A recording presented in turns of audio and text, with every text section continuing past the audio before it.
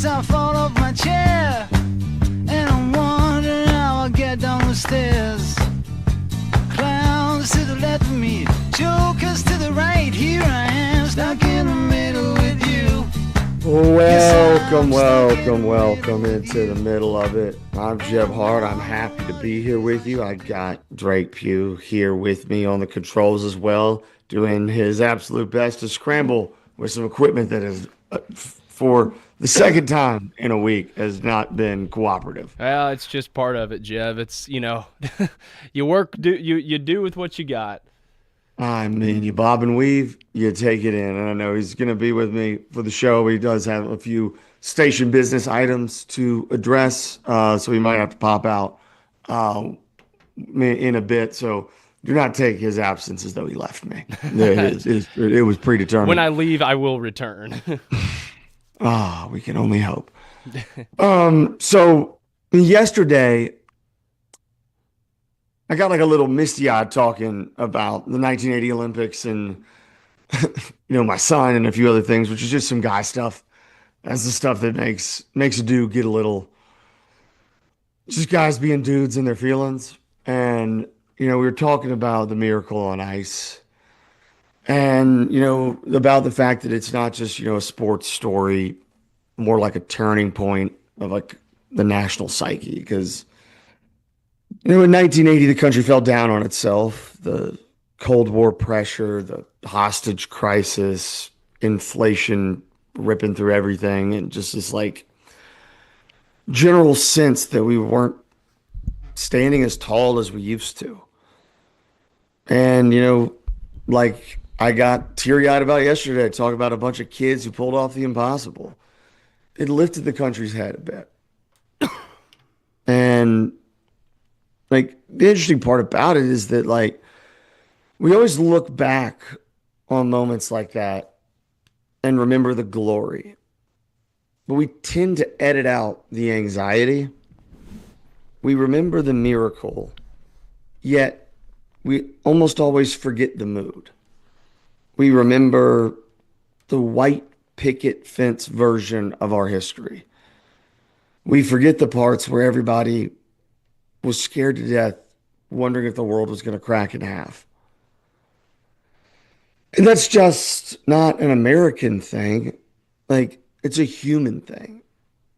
Like, nostalgia is easy because it comes with one gigantic advantage that the present does not have. You know the ending already. Yeah. And like, which kind of, I guess, brings me to something that I've been kind of pondering about when I was thinking about what we went over yesterday. It's like every 5 minutes, we're told the country is about to collapse. Democracy is hanging by a thread. The republic is crumbling. The culture is irreparable. Institutions are beyond fixing. The sky isn't just falling. It's either heating up too much or cooling down too much. And it's happening right now or in a few years or like every single day. And if you listen long enough, you start to feel like you should be buying canned goods and like digging a trench and bunker in your backyard. And I'm not saying we don't have problems. We do. Yeah. Serious ones that need addressing. But there's a difference between we have problems and the experiment is over and the world is ending. And I think we started confusing the two because the question that nobody seems to ask, when did Americans become so fragile? When do we turn into delicate glass that shatters at the first sign of any kind of stress? Because history tells us a very different story about who we are. Yeah. Like you just walk it back just a little bit, not a little bit, a while bit, I guess, to start. The Civil War. That was not Twitter arguments, not cable news panel shouting matches. People walked down to shoot each other. Brothers fighting brothers, hundreds of thousands dead. And If there was ever a moment when the great experiment could have ended, that sure as hell could have been it and probably should have been. If we're being honest, it didn't. The Great Depression, then you sprinkle on just a little bit of a dust bowl on top of that little honey, and unemployment through the roof, people literally lining up for food and bread. If we were fragile, that would have been the end. It wasn't. World War II, two fronts, rationing, global uncertainty.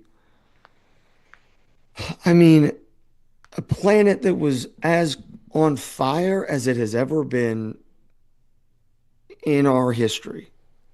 We didn't shatter, we rose to the occasion, we mobilized. And, you go to like assassinations, riots in the street, like 1968, the year itself alone, would have made like the stress of what we go through now feel like a relatively heated PTA meeting. And yet the public survives. We move forward. And it's worth remembering that this is not unique to us. This is human history, has always felt like it was teetering on the brink or edge of collapse. Every generation feels that way. That's the human condition. We look back on the 1950s like, there was some calm black and white postcard, riding a bike on your paper route, white picket fences, leave it to beaver, safe neighborhoods. But on the back of that black and white postcard, the Soviets just got the bomb. And you're riding that bike to a school where you're doing like duck and cover drills under your school desk. But the Cold War at that time wasn't a metaphor. It felt like a countdown clock to oblivion. Yeah. The Cuban Missile Crisis brought us within inches of global annihilation. But we look back on it and say, well, it was just a simpler time. Of course it was simpler. We know how it ended. Like, nostalgia plays that trick on people. It edits out the anxiety because we already survived it. And it turns tension, real tension, into texture. People living through those moments didn't feel nostalgic. They felt uncertain. They felt worried. They felt like things might spin out of control, just like we do now. History looks really stable in reverse. While you're in it, it always feels fragile. Yeah. And that's the part that I guess I've always been fascinated by. And it's always just because we compare the structural stress of those eras to today. If you compare that sort of thing, it's unfair. It's not even close. No. But today feels loud. Today feels chaotic. But it's not historically catastrophic by any means. And yet the language we use suggests we are seconds away from falling into the abyss. Why? Why are we being trained to see ourselves as so brittle? And I guess my theory would be fragility is relatively politically useful. Yeah. If people believe the country is on the verge of collapse, they panic. And panic is pliable. It's malleable. Panicked citizens are easier to mobilize, easier to scare, easier to control. You can justify almost anything in the name of saving democracy. Yep. Emergency culture, which we've talked about before, thrives on the idea that the system is too weak to withstand a normal disagreement. The truth is, America was always designed for disagreement. It was built on argument. The Constitution is not some manual written on interpersonal harmony. It's a conflict management system. It assumes friction. It anticipates it. It channels it into the most proper ways that it possibly can because it recognized that that's the only way that humans ever actually interact. The separation of powers was because the founders didn't trust human nature. They expected the ambition to clash. Like, instead of pretending that it wouldn't happen, they engineered around it. And that's not fragility, that is structural confidence and anticipation. Like, somewhere along the way, we started acting like every disagreement was existential, every election was the last one, every political dispute was the end of civilization, and every Supreme Court decision was a five-alarm fire. Now, I don't know if that's social media. I don't know if it's a 24-hour news cycle. I don't know if that's comfort in making us softer. Probably a little all three, maybe a decent amount of some other stuff. But I know this. Constant crisis messaging does rewire how you think. If you're told long enough that everything is collapsing, then you stop building. You start bracing. Embracing is not the same thing as governing.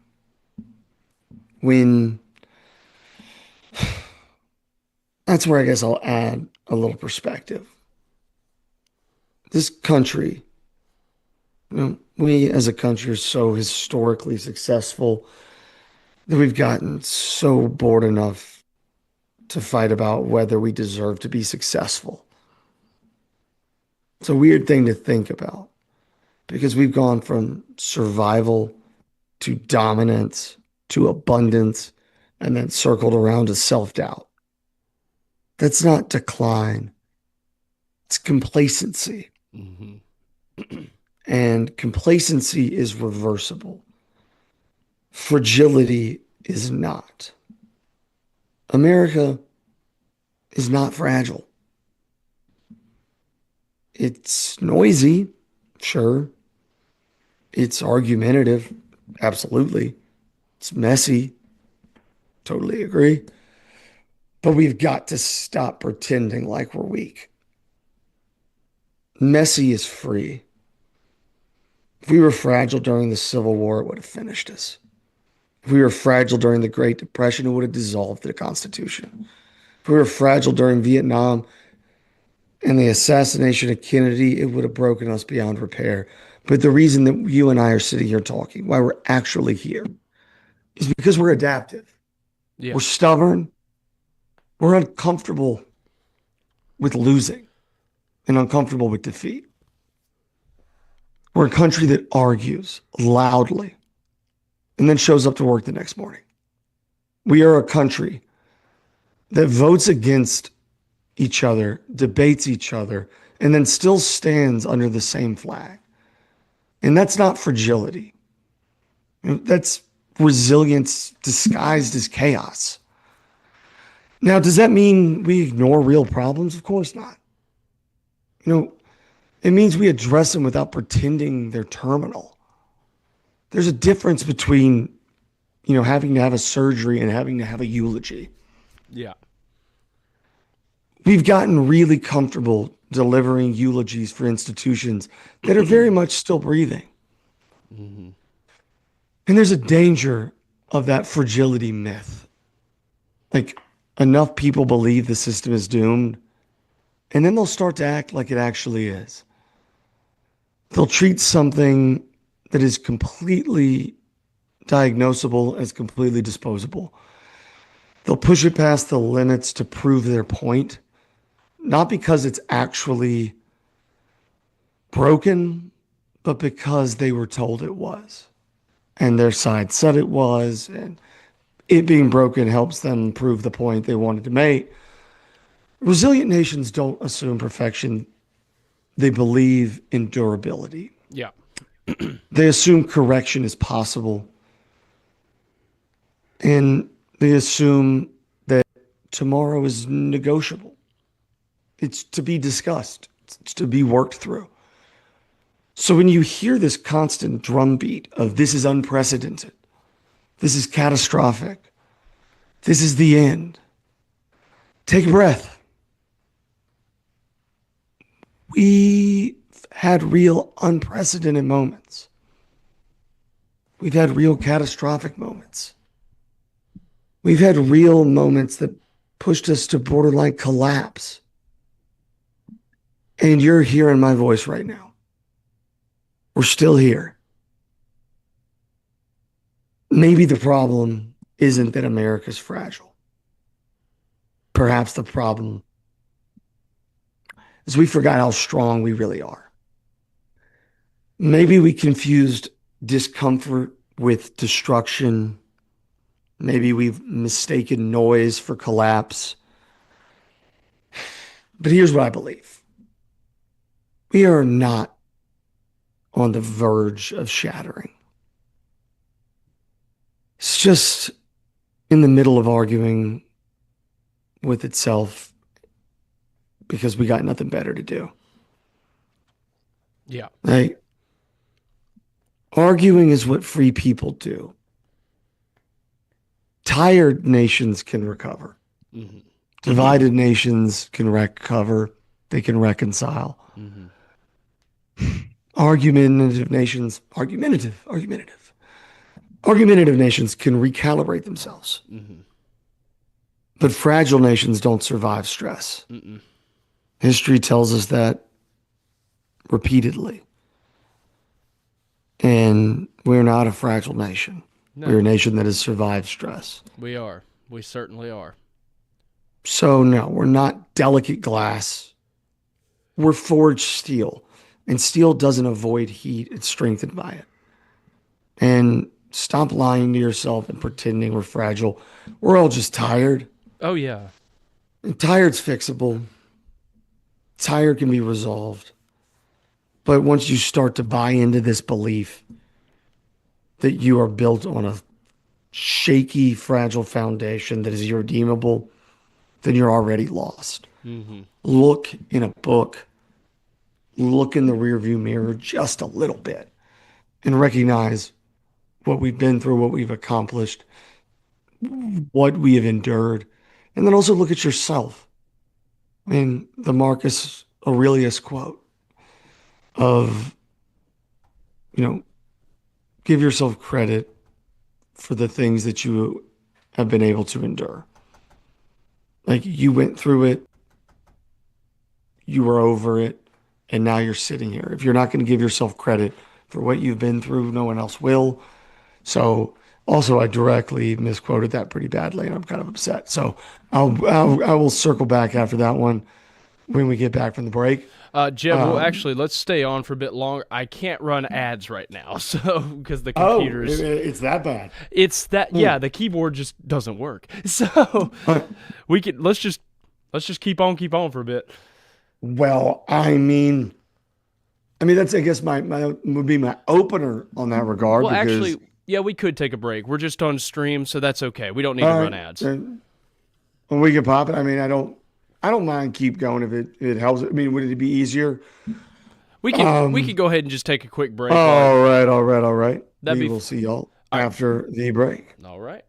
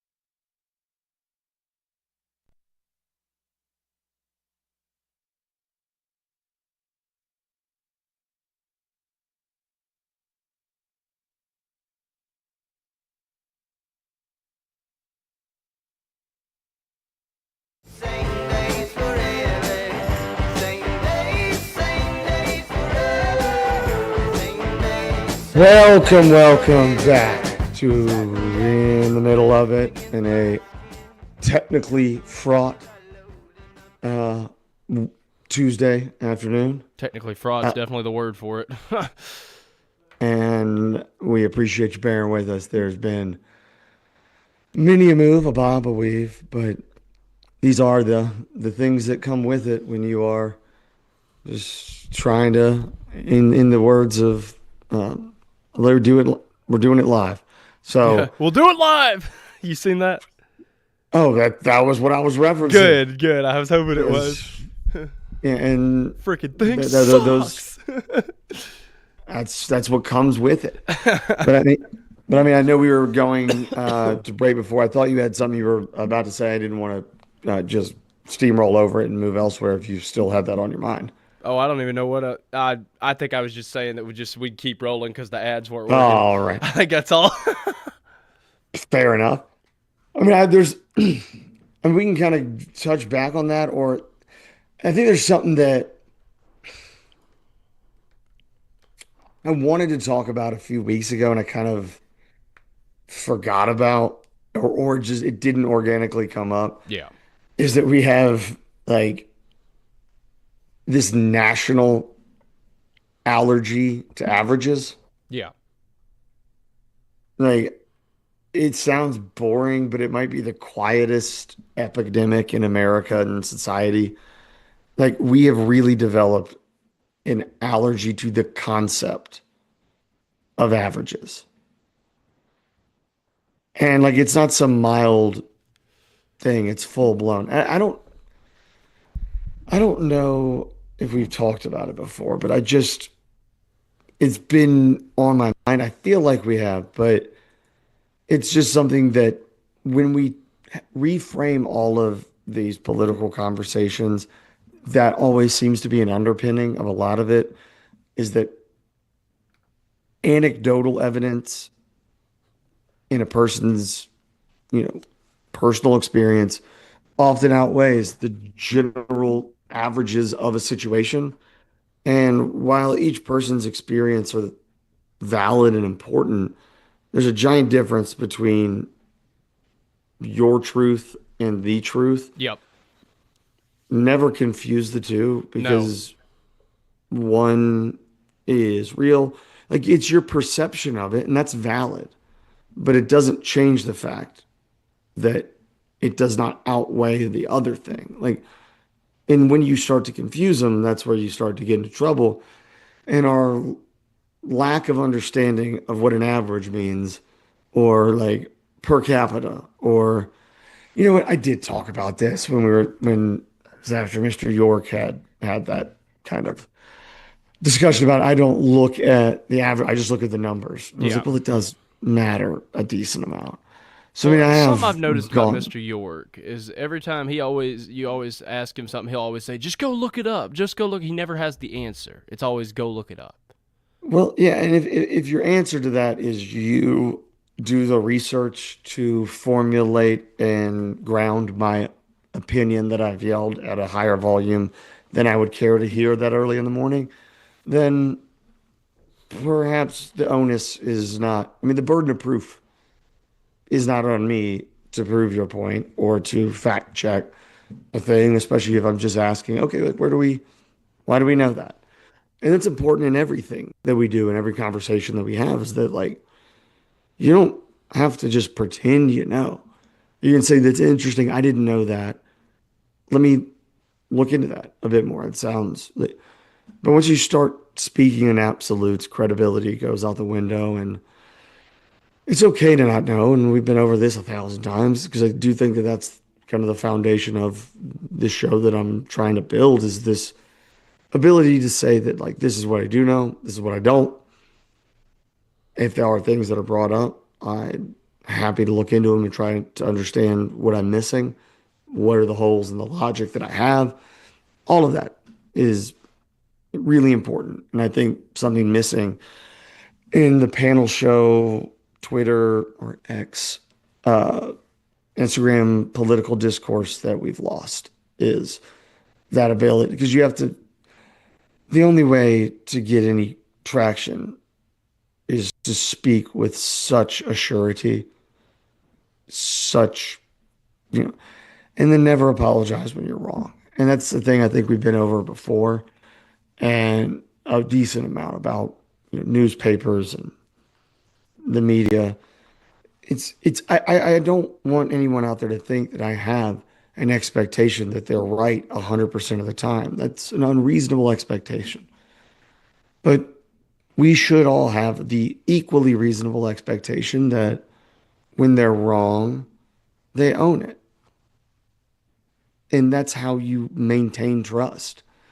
You don't get to gaslight a bunch of people into saying that you were never wrong about something, that you were like all of it's on camera, recorded. The internet lives forever.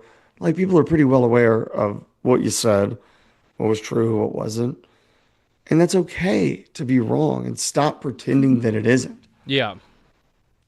And once you dig your heels in on being, all the news that's fit to print or the end all be all of credibility, you get scared that being wrong will ruin that. And you never stop to think Yeah. that what if not accepting your own faults is what actually ruins it. Hmm. And people don't, People don't people realize in the that. newsroom are moving news cycle to news cycle, and it's busy. I sit here every morning, and I'm not exactly sure what I'm going to talk about, and it moves quickly to quick, thing by thing. I have cycle back on the Fulton County thing a decent amount because that's a story that Yeah. it's a giant deal, went back, went away, dismissed as conspiracy, came back as shockingly valid and decently concerning. And there are things going on about it.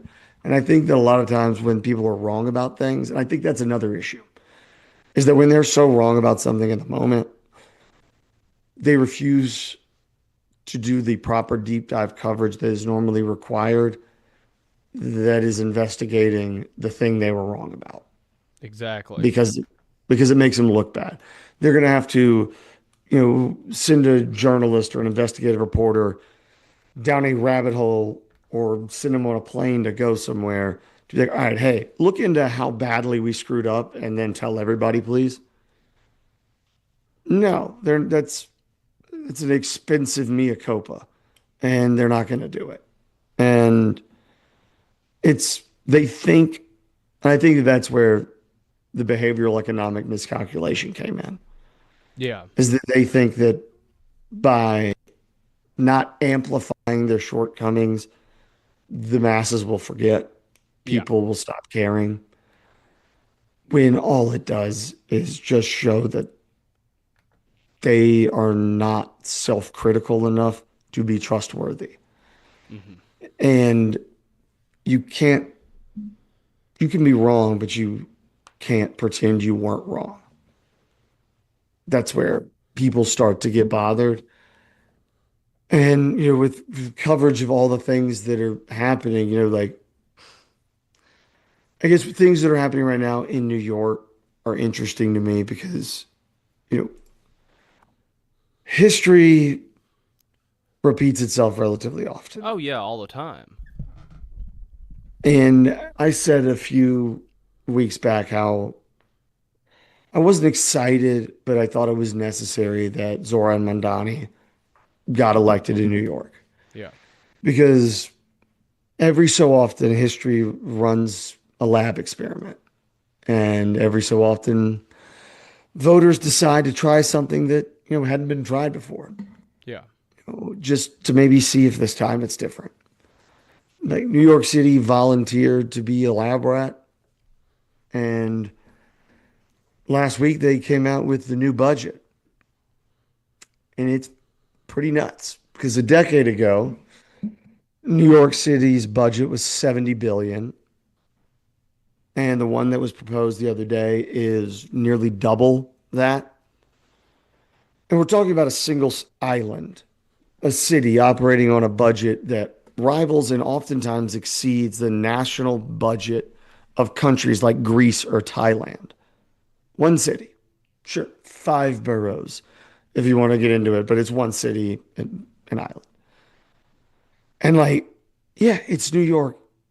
It's big, it's populous. But the inconvenient part about it is that the population didn't double when the budget did.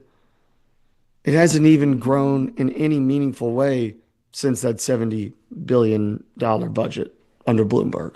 Yeah. Like, in fact, like after COVID, I believe they lost about 5% of its population. So it's fewer people, more money, a lot more money. So the question isn't ideological, it's just mathematical. Where did it go and where is it going? And when you talk about democratic socialism or social communist, whatever version of that you talk about, that Zoran Mondani campaigned on, those big ideas, free buses and tax the wealthy, sweeping reshape of how the city operates. But there's a giant issue that he happened to redact from the campaign posters. He doesn't control any of that. Free buses, that requires the governor in Albany. Major tax restructuring, state approval is required. You can campaign on a bumper sticker, but you have to govern within the charter of the state. And so when you can't deliver the things you promised, you do the you do the one thing that you said you wouldn't do.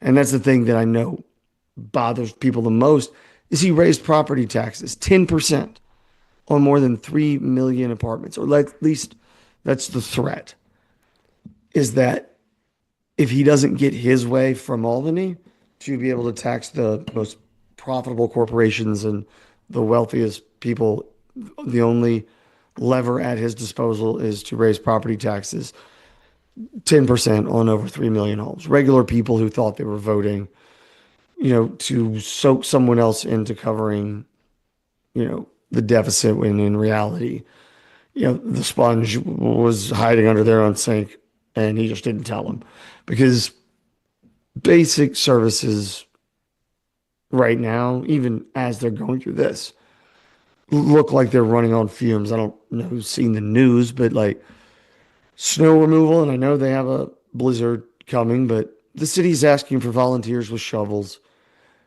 And despite campaigning aggressively on being against the SAFE Act and all the problems with voter ID, you need two forms of ID to volunteer to shovel snow or to be paid to shovel snow at your local public works, which is, an interesting. They spend a lot of oxygen railing against ID requirements in every other context. But, garbage is piling up. Transit is not in any way improved. It's actually dropping off a cliff. The budget is ballooning. And this isn't, theoretical socialism. It's just pretty basic mathematical arithmetic. Like, you zoom out because it's not about just New York. This about this, like, the recurring promise that government expansion will make everything fairer, smoother, more humane if we just spend enough. But the thing about budgets is they don't care about campaign slogans. The spreadsheet doesn't care about hope or change or a better tomorrow. They care about inputs and outputs. If you double spending without doubling productivity, you don't get social justice. You get a massive inefficiency and the deficit. You increase taxation without increasing your population growth or your financial inputs of wealth creation. You don't get more money. You get flight from those who are capable of bridging that gap. And like another number, I think it's New York already, they already have about, I want to say it's 80,000 millionaires. And even if you tax them harder, like dramatically harder, it would not close the long-term structural gap created by this runaway spending that's proposed. You cannot, you could tax your way or campaign on taxing your way into office, but you can't tax your way out of math, and you cannot tax your way out of human nature, because at some point you either reduce the costs or you hollow out your own tax base.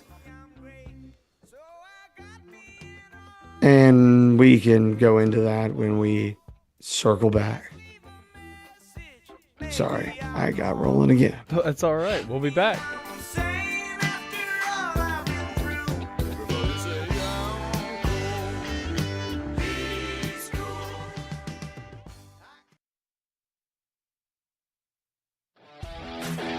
This is Coach Tredaris Goff from Columbia Central High School football. You are listening to 101.7 WKOM in Columbia, Tennessee. Hi, I'm Robert Rogers at Parks Motor Sales Buick GMC. And I'm Michael Parks Lawrence at Parks Motor Sales Buick GMC. Together, we're Mr. Bobby Parks' grandsons, and we run his dealership, and we are glad to be part of our local community. Being family owned and operated, we invest heavily in our community. We do things like sports teams, schools, bands, you name it. We try to help everybody we can. The reason why we do this is because we all love this community. So come do business with us, your neighbors, at Parks Motor Sales in Columbia, Tennessee, right off Nashville Highway, or at parksmotorsales.com. Let's talk custom design jewelry. Did you know Tillis Jewelry in downtown Columbia creates custom design jewelry and has been for over 30 years? From one-of-a-kind engagement rings to wedding bands and so much more. We want each piece to be as unique as you are and create a family heirloom for tomorrow. Call today and make an appointment with one of our designers. And just for calling, you will receive a free 30-minute consultation. Tillis Jewelry, creating custom jewelry proudly in Tennessee.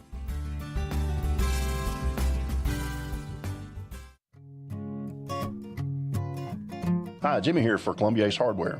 Columbia Ace Hardware now carries Magnolia Home by Joanna Gaines paint.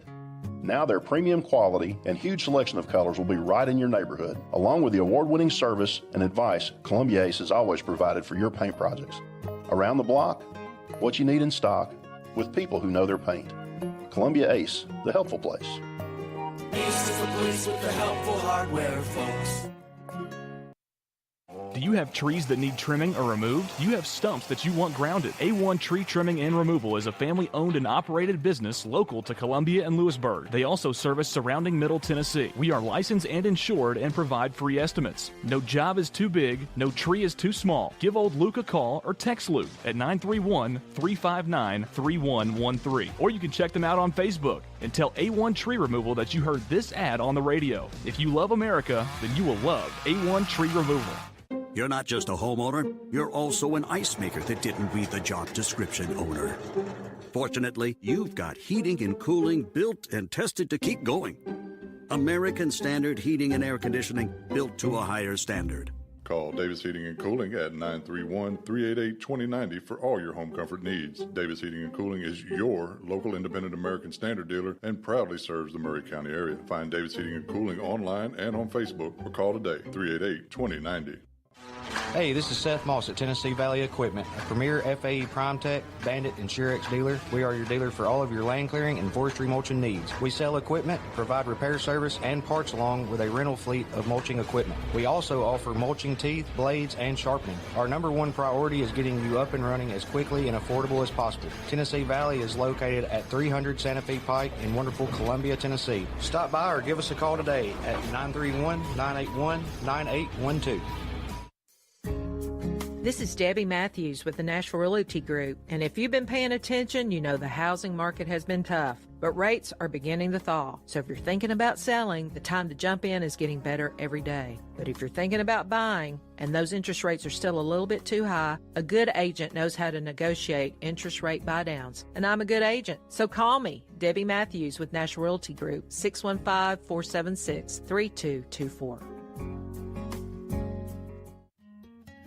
This is Hal Landers, owner of Landers Insurance Agency. We are an independent agency representing the famous Erie Insurance Group. Landers Insurance Agency has been committed to providing great rates and great service since 2002. Whether it's home and auto or business or life insurance, we've got you covered. 24/7 in-house claim service, we've got that too. Visit Landers Insurance at 514 North Garden Street, Columbia. Call us at 931-380-2003. Our website is landersinsuranceagency.com and follow us on Facebook and Instagram.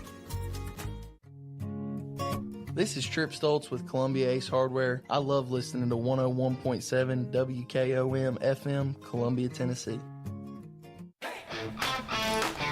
This is David Usselton with Usselton Automotive, located in Columbia, Tennessee. We service all foreign and domestic vehicles. We take pride in our work, and we don't cut corners. We offer a 5-year, 50,000-mile warranty and loan our cars with almost every repair. We are located at 1201 South High Street in Columbia, Tennessee. You can reach us at 931-215-1765 or find more information at usseltons.com. He shoots. He scores. Do you love money? Who doesn't? I'm Thomas Burns with Workout Anytime 24/7 in Franklin and Columbia. Let's scan a QR code today. Let's get you into a drawing for $25,000 and 2 free tickets to a Nashville Predators game. Don't miss out on free money. Let's get those cameras out and scan today. Again, scan that QR code at 125 Bear Creek Pike in Columbia, Tennessee. Let's get you slap shot ready. Take a slap shot, wrist shot, dangle, hit, hat trick. Some people are just obsessed with their lawns. They'd cut their grass with a pair of scissors if they could. Thanks to Gravely, they don't have to. You see, Gravely makes not only the best built and most comfortable lawnmowers, they also leave your house looking like a doggone country club. So whether you're a commercial landscaper wanting the best or just a perfectionist homeowner, you can't do better than a Gravely. See our full line of Gravely products at Murray County Equipment, 1075 North James Campbell Boulevard in Columbia, Tennessee, or check us out on Facebook.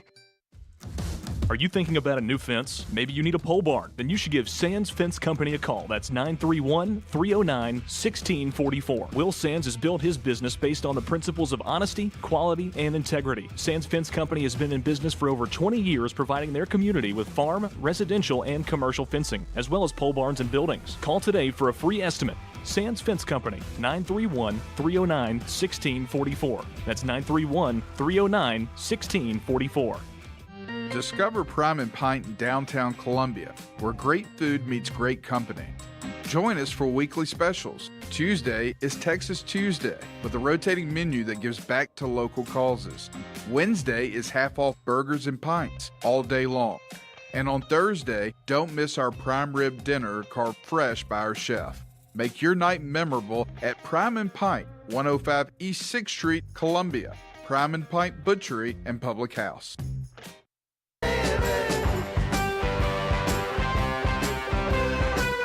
Welcome back to a second hour of In the Middle of It. I'm Jeb Hart. I'm glad to be with you. I am glad to be joined by the very hardworking Drake Pugh, who clearly has resolved a few of the technical issues, as I can tell by the segue there.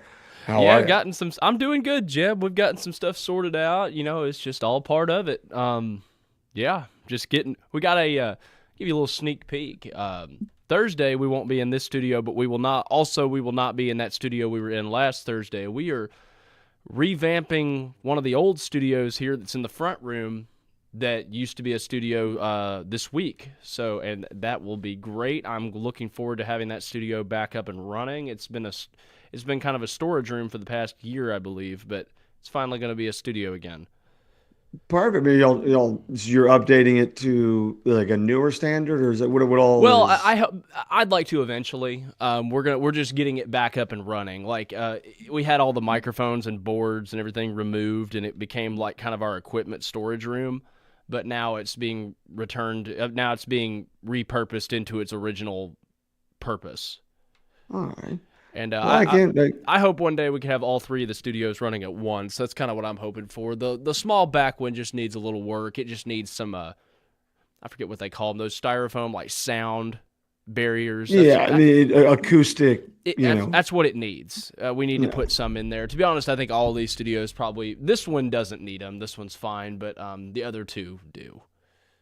Well, I mean, it's always about working to try to move forward and get better. Exactly. And I mean, I guess when I dovetailed it off of the end of it, and I do as I normally do, ran a bit long. That's all right.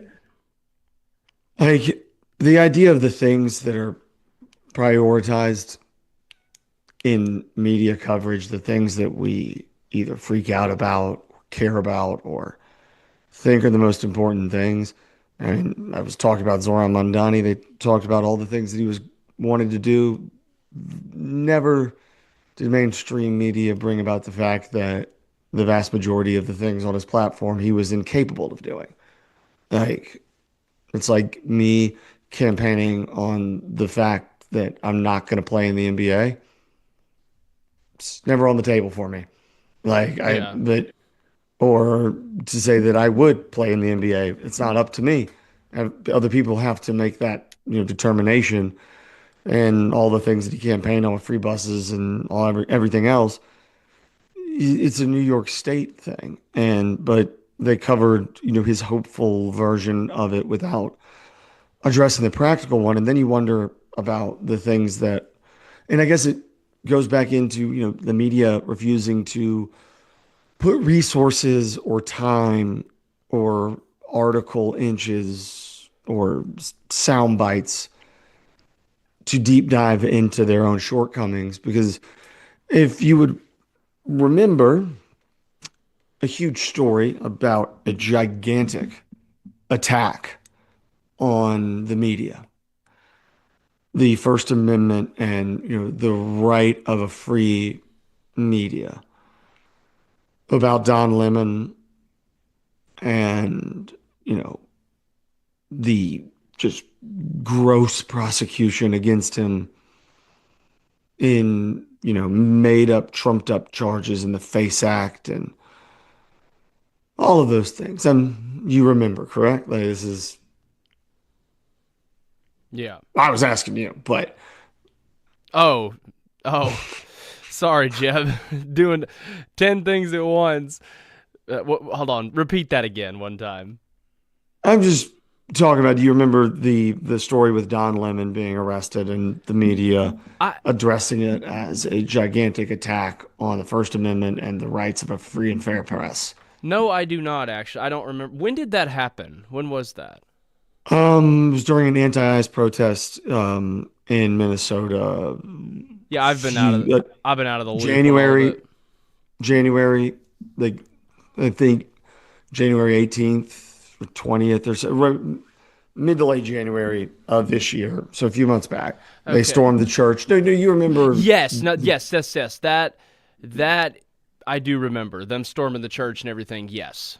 Yeah, no, so that's what I thought, as we talked about it. And, it was all over the news for quite a while because, Don Lemon got arrested for his involvement. And while everything was recorded and it was pretty clear that he understood what was going to happen, he posited his involvement strictly as observational, when in reality, he was an active participant whose job in the protest was to document the protest, not be a bipartisan observer. But even then, it still made cycles on The View and MS Now and CNN about just how awful it was that he got arrested for just documenting, these protests and what was going on. And then you wonder why you haven't heard anything about it in the past little bit. And so the reason, because I remember we talked about it initially, and the church thing did really, really bother you. Oh, it did. And it's not front of mind anymore because it hasn't been brought up. And the reason that the media hasn't been covering the absolute miscarriage of justice that has befallen Don Lemon is because a gentleman named Jermaine D'Angelo Richardson, some 21-year-old kid from Temple University, got arrested, he turned himself in to federal authorities after being named in a federal indictment. And, for his role in that church protest. And he said that, his role was in public post prior to his surrender to federal authorities was he was helping Don Lemon with logistics and contacts and planning around the protest. Yeah. So his job was to help Don Lemon be a party to it, as well as help with the logistics of the protest. And you can look at the videos if anybody's seen them. Don Lemon very clearly, he brought them coffee, gave the person, sharing or running the protest a kiss. They talked about how important it was. They said in the car, talking to his producer, I don't think we can go in there. I don't think we can do that. Or like, don't tell them where we're going. We're gonna get in trouble. We can't, like, every single thing about it, they recognized they were a party to way ahead of time. So to state that you are just a journalist Yeah. is so disingenuous. And now that the new evidence has come out, the media that was backing him on what was already at the time pretty tenuous circumstances, to say the least. But I understand why media would back their own. I don't think that that's, unreasonable to think. No. But now when they were presented with, very clear evidence of other people involved saying that, like, yeah, he helped us do it. My job was to help coordinate with him, how to do it best, they stopped talking about it. And, you know, that's not unique to this story. That's just significantly more recent. But I mean, if we want to talk about things that dominate, the national narrative and then also do have a tie back to Tennessee, does anybody out there, and I'll ask you directly, Yeah. do you remember the Maryland man, Abreu Garcia? No, I do not. Well, he was a man who was quote unquote illegally deported to El Salvador.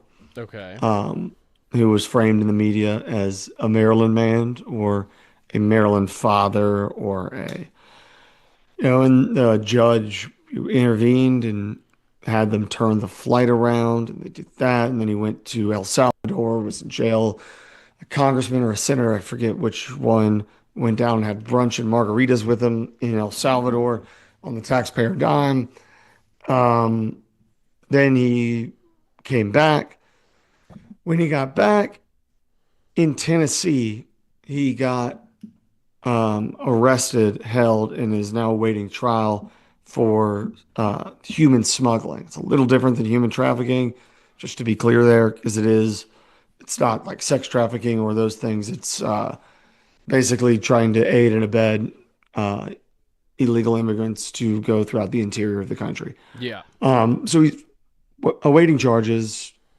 Very clear that that's the case. His gang affiliations and other ones have been very clear. Now because he was brought back because he was illegally deported, there's another legal loophole that he's kind of stuck in because he can't, it's not double jeopardy that like you can't be deported twice, but like since he was quote illegally deported, he has to go through an additional process. So even though that it is a known fact that he is here illegally, it is a known fact that he is under investigation.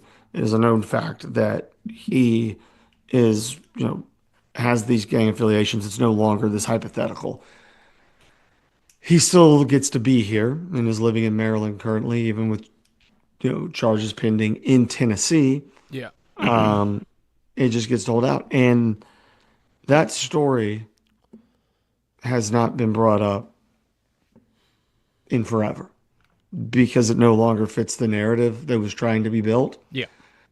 And when you base, like again, we talk about like going back and apologizing or saying like our bad.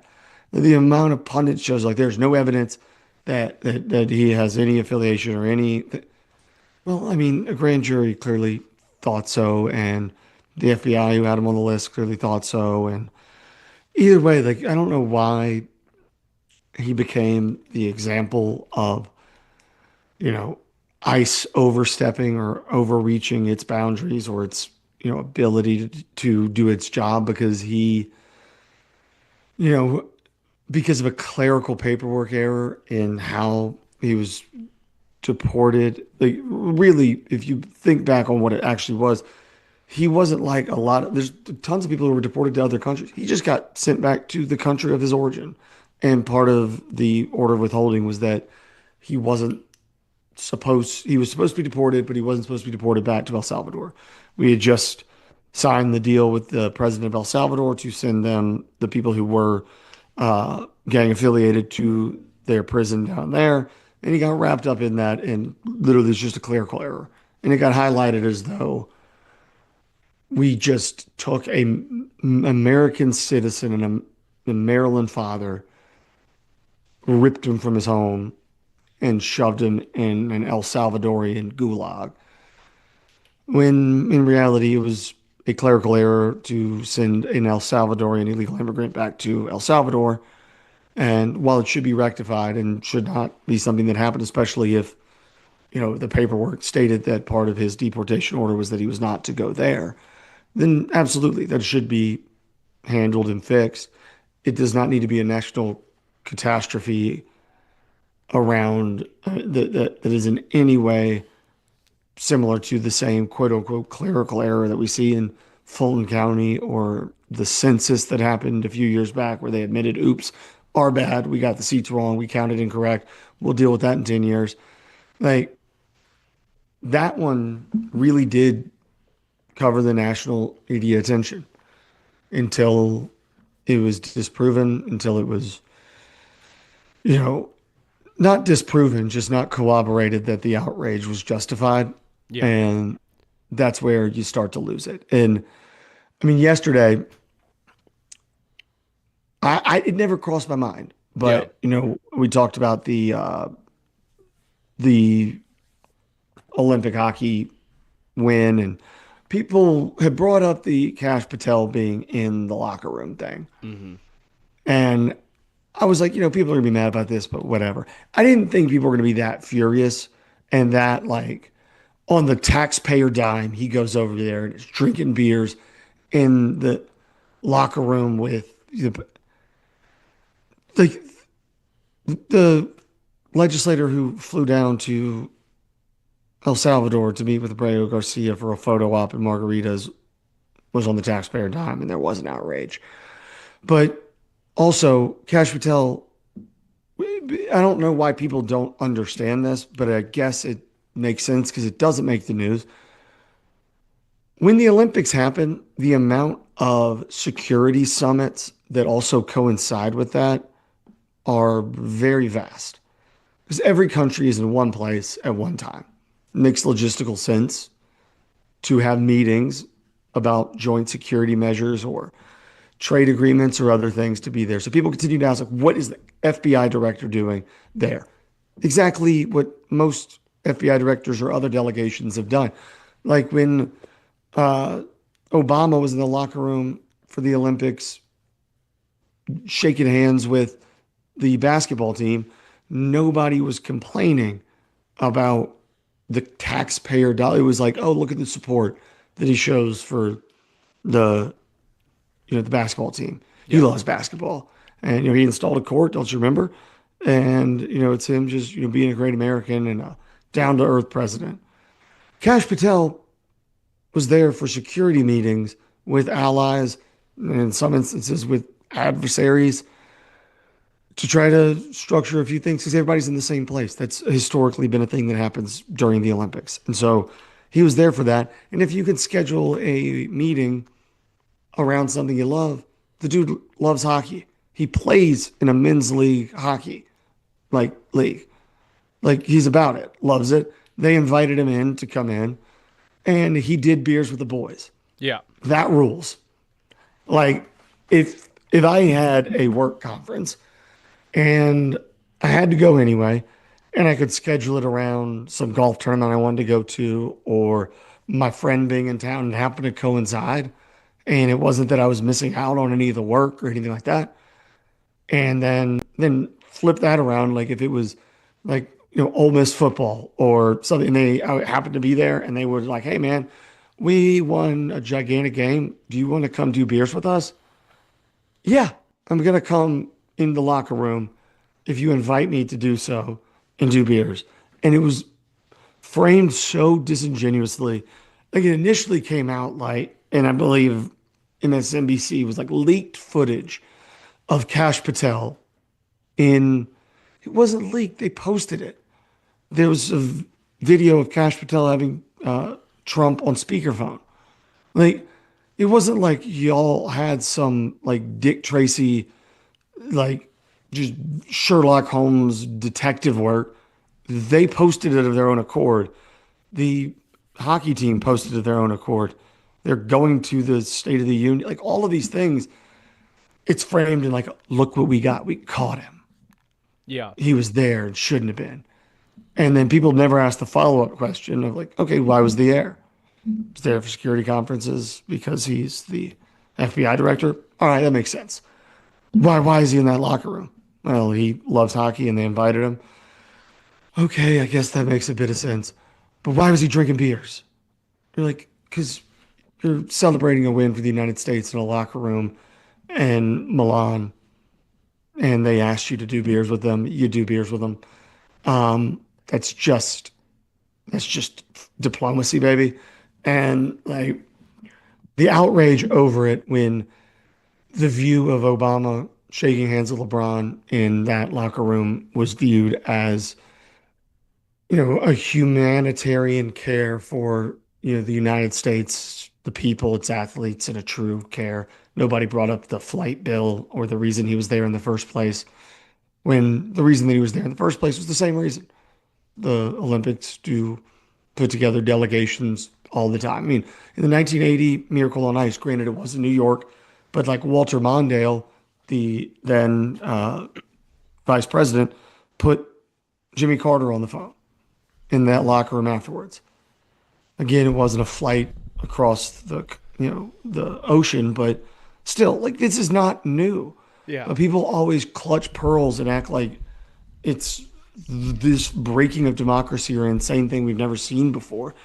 Like the picture of Obama shaking LeBron's hand is pretty iconic. Like that got cycled around, was lauded as a very positive thing and put on covers of newspapers and magazines. Yet this is somehow a irreparable and unforgivable misallocation of taxpayer dollars when, he was going over there for work anyway, and yet flying AOC over to Munich to make a fool of herself, not understanding the U.S.'s involvement in Taiwan and if we would support it. And, all of that is not a misallocation of taxpayer dollars. That's, we send delegations over, even though, that doesn't make a lot of sense, but Yeah. it's just selective outrage at such a industrial scale that it becomes difficult to even take anything seriously if you don't actually, it just makes it feel like no one actually wants to know the answer. They just hope that they're right. They hope that the thing that they're mad about has more fuel instead of recognizing whether you're putting in, 98 octane unleaded or diesel. You're like, it's fuel. But if you put diesel in a car that doesn't need it, it's going to make the whole thing break. And you don't think about that. You're like, it's just gas to my argument. It makes me feel better. And then you're driving down the road in the middle of nowhere and your engine explodes. Like, those are the things that people think about because it feels good in the moment. And that Cash Patel thing is a great example of it. And it's, and the fact that you don't even remember who the Abreu Garcia, the Maryland man, was because it no longer fit the narrative. Yep. The fact that we're no longer talking about Don Lemon's rights being stolen from him and it being an assault on the First Amendment and the right to a free press. It's all because it doesn't fit the narrative that they hoped it would. And so instead of saying we were wrong, we apologize, or covering it with the same scrutiny they did to start with, they just ignore it and pretend like it never happened. Yep. And that's not how you build trust. That's not how you regain it, especially after it's lost. Because again, it takes decades and decades to build trust. You can, take any relationship, any marriage, anything. It takes decades to build the trust. It can be ruined in a second. Oh, yeah. And so if you think ignoring it is resolution, restitution, or rebuilding, you're very wrong. And alliterations aside, I will see you after the break. We are at the half hour. And I appreciate y'all being here in the middle of it with me.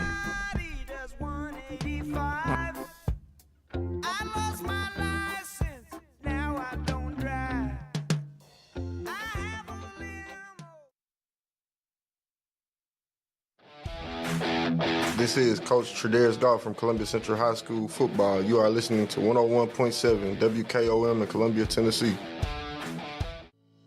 We at Hollins Pharmacy must be doing something right. We've been providing pharmaceutical services in the Middle Tennessee area for over 60 years. The guiding principles of our business are fast, accurate, friendly, personal service. We do not have long waiting lines, and our phone calls are answered by a staff member. We strive to get to know our customers by name, not just a date of birth or number. We are your locally owned hometown pharmacy, and we appreciate your business. We urge you to come visit us at Hollins Pharmacy, 1608 Hatcher Lane here in Columbia.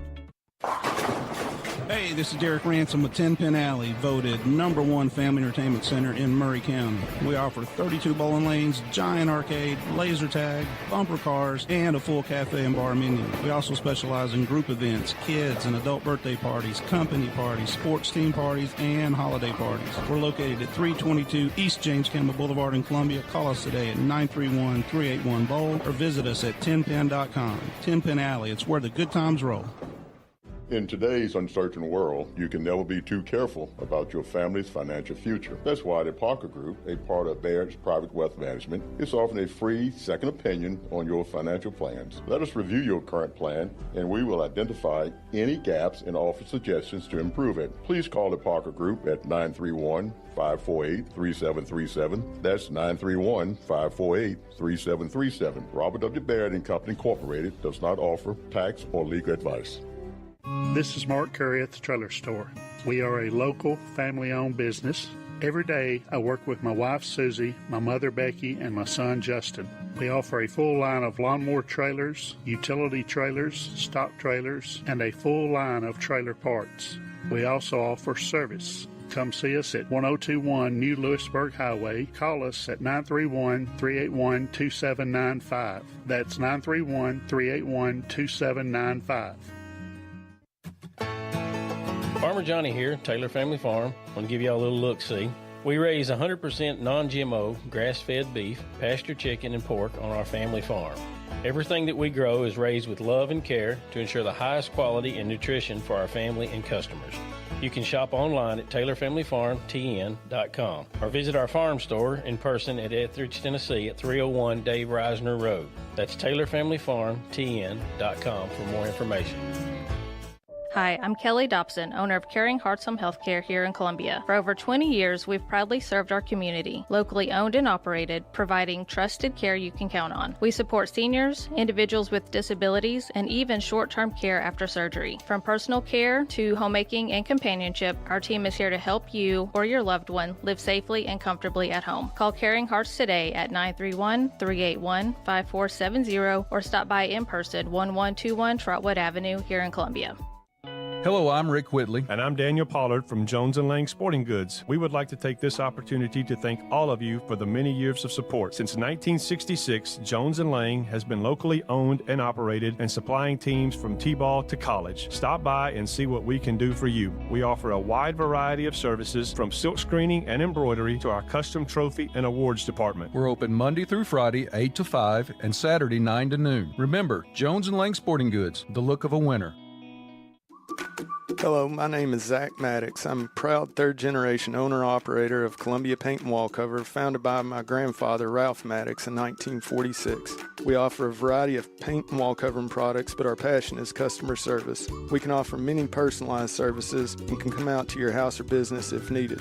Come visit us at our Columbia location or our new Spring Hill location behind Church of the City, or visit us online at paintcolumbia.com. This is Coach Devin Simler from Columbia Central Baseball. You are listening to 101.7 WKOM in Columbia, Tennessee. When it comes to keeping your home comfortable and safe, trust a name that's local, reliable, and here when you need him. Nathan's Electric and HVAC. Owner and operator Nathan Harris brings hands-on expertise to every job. Whether it's wiring your home, upgrading your panel, or keeping your heating and cooling running at peak performance. For fast, dependable service from a neighbor you can count on, call Nathan's Electric and HVAC today. Nathan's Electric and HVAC, powering comfort one home at a time.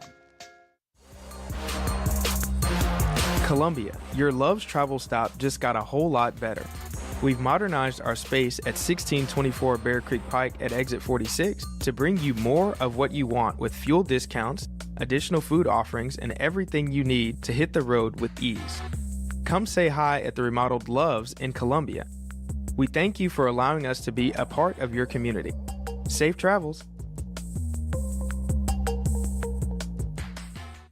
I'm Thomas Burns with Workout Anytime 24/7 Columbia and Franklin.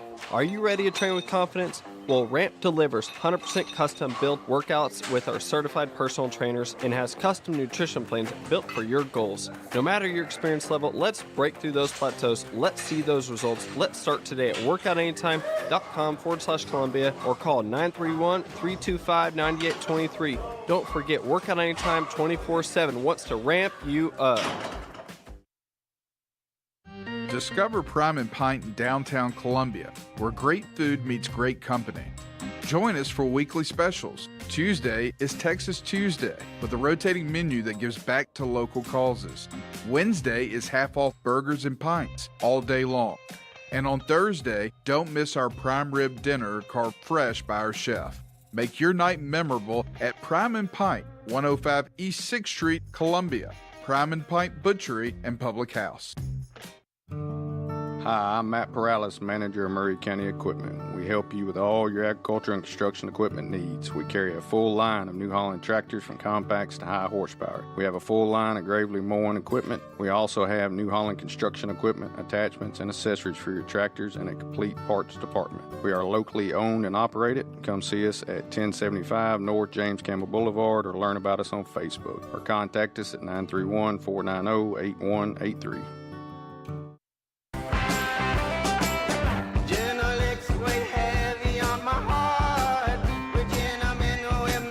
Welcome back to our last half hour in the middle of it. I'm Jeb Hart. I'm glad to be with you. I'm glad to have Drake Pugh with me, and I'm, like I said before, appreciative of his behind-the-scenes technical acumen to resolve our just issues at hand. I know there were several. I'm not certain what they were because he did it in silence. Just the silent... Instead of the silent killer, the silent reviver. Yeah, it doesn't work. I don't know. I mean, just working things, but I mean, real G's move in silence like lasagna. Now, that's a very good line. It's Lil Wayne, not me, but I'm realizing now after being on Three Dudes and being an hour and a half into this that my voice is absolutely trash right now. My kids have been sick, and so I have not been smoking cigarettes during the break. Jeb, you'll probably notice I've had to mute my microphone a lot, and I've leaned over. That's because I've been coughing my lungs out. I'm getting over a sinus illness that I had over the past weekend. Yeah, I mean, I hope you're feeling better. I know okay. It's been going around. Like my son had the flu. Like the for real flu, and ooh, that's not fun. That's not fun. Bless his heart. He got to stay home, and he seemed to have a heck of a time. Well, at least he had fun. He's back in school now, but has completely forgotten that. Like, I think it really opened the Pandora's box of faking a sickness to get out of something he doesn't want to do. Yeah. So I'm gonna have to get out in front of that one. But I did want to at least address that because I don't normally sound like a 75-year-old secretary who smokes or operator, like a telephone switch operator named Marge in 1952. I just have the sniffles. Yeah. But we were talking about, and I think it's worth kind of recircling about, because this show, we've tried to really make sure that the things that deserve looking into don't get glossed over, or when they are looked into are discussed with the nuance and like grace they deserve. And we talked about a lot of the stories to do like you've said before, you're not the most politically involved person, execute the duties of their own accord. It was not, they have both no knowledge or involvement. So that's important to note, because a government's credibility doesn't collapse in a single moment. Like we talked about a relationship having to be built and then it collapsing with one mistake. Governments have a lot more luxury and leeway. We as a nation fall into the idea where it erodes when categorical public statements are later totally documented by evidence to have been false. And, in the case of the Mar-a-Lago search, and, Biden's White House repeatedly emphasized again and again that it had no involvement. The Justice Department's decision-making was theirs. The public message was very clear that, the DOJ operates independently. They really, really wanted to hone in on that, because on the other side, it was the whole protecting democracy thing was going on. So they really needed to hone in on that. We are not interfering in this. This is not lawfare. Directing or coordinating any law enforcement action against a political seems, as well documented, and it was relatively transparent to see from the outside that it was pretty clear. But then once it comes to light that that's not the case, there's nothing. I assume that this is the first you've heard of this? Yeah. Okay. So, yeah, and I'm sure it's the first a lot of people have heard of it. And that's kind of the problem, is when the raid for documents and the trials and we really think about what he's on trial for, a lot of those things, a records keeping thing that they had to do the weirdest legal pretzel that has never been done before to open up the statute of limitations in order to make viable. That was on the news every day. The Georgia thing, which is turning out a valid request to be like, dude, what's going on? You're ready to find something, because this ain't discussing how, there was congressional and senatorial, against the independence. And then it, later goes away because of a ruling or independence. And then it, later goes away because of a ruling or a verdict, or goes away because of a ruling or a verdict, or in a lot of cases with this, the verdict, or in a lot of cases with this, the election, or the Supreme Court election, or the Supreme Court ruling that, presidents are, have a different, barrier for liability in their capacity as president, and things like that. They either go away, erode, or just evolve into another fight. But in this case, them saying that they knew nothing, it was never proven that they did. It was never proven that they did. Everybody kind of thought they did. But, they were they did. But, they were the law and order party dogs. Like, nothing's going to change about it. No, nothing's going to change about that. But hopefully something changes in the future so this doesn't happen again. Like, that's the reason you do it. And then you don't get to politically reframe it as though all you're trying to do is attack political enemies or drag up things to divert from, insert thing that you think they're diverting from, that you end up inevitably diverting from later on. I mean, the amount of times I've had to hear that, they're doing this to divert from the Epstein files. Now the Epstein files are out. They weren't quite what they hoped they were. Now it's on to something else.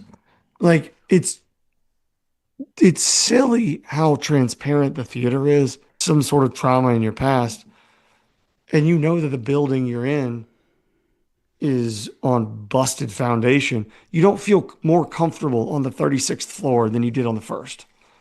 And so pretending like you're just building without addressing the flaws that you created does not instill confidence in anyone. Certainly not in the people who are higher up or been having to deal with it longer. They've seen the flaws in the shoddy workmanship along the way. So this dismissal and lack of scrutiny for past mistakes, especially when the scrutiny was so high at the time that it was speculation, is unnerving and unsettling in how normalized it's become. And I don't know what the solution is.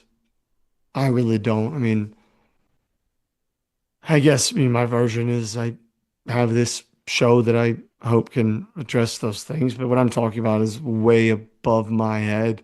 It's at a national level. It's at a national appetite and a mass media and social media thing that it's eating away at our national confidence, our national emotional security, if we want to use a Gen Z term, and then say there's a brain rot of storylines. Yeah. Because like I opened it with, like, everything's not the end of the world. No. But if you just keep cycling through stories that are the end of the world, and then you find out that that actually isn't the end of the world, you might want to let people know that that thing that you told them was the end of the world for 6 months is going to be okay, or we were a bit off, or check the math and that's on us. You can't continue to just add on the next sky is falling story and move past the previous sky is falling story, because the previous sky is falling story is demonstrably proven to be that the sky is in fact not falling, and not address that it is in fact not falling, and then move on to the next one. You don't just get to transition to be like, all right, here's what we should be panicked about today. Here's what we should be furious about today. Don't worry. Seriously, guys, why are you asking about that? That's over. It's in the past. You've shoved it in my face for 6 months. I have had to hear wild speculation from just a cavalcade and parade of different versions of quote unquote experts or sources close to, or people close to the situation, or, then people argue about it and you gone. People deserve resolution and closure. And we talked about, again, relationships deteriorating. We talked about, in government, they get more credibility than that because they erode. It's like a family. Like your brother can do stuff that a friend couldn't do because you're closer, you're tied in, you're involved. But it erodes, and it can erode. And I think the media has taken their ability to not have one mistake define them and forgotten that it can erode, and just taken it as the new normal. And it's not healthy for them. It's not healthy for the nation. It's not healthy for anyone. And like, if I bring up Walter Cronkite, people will be like, well, he was racist. Be like, well, he grew up in the 20s. Yeah, I'm sure by today's standards, he would be a little rough at a dinner party. I mean, my great grandparents grew up in that era. So I mean, they would. It's unfortunately that's the era they grew up in. Yeah, and that's the idea of perspectivism. Exactly. And that's the way it happened. That's just the way it was. I mean, we can't change the past. All we can do is learn from it. But like he closed it with, and that's the news, and that's what happened. Or I'm forgetting his turn of phrase, but it was, and that's what it is. Yep. And when we started to mull the line between news, opinion, editorialization, conjecture, and fact, and then melded it into news with entertainment, we lost the plot. Because news is meant to be informative, not speculative. Op-eds are supposed to be opinion. They're supposed to be sprinkled in conjecture or assumption. The news is not. And we blurred the line. And it didn't happen overnight. It happened slowly when ratings increased, when people were yelling at each other with small boxes. And the same reason that, while I learn things when I'm on Three Dudes, I don't think it's a constructive conversation, but I do know it gets listeners and it does get the people going. Yep.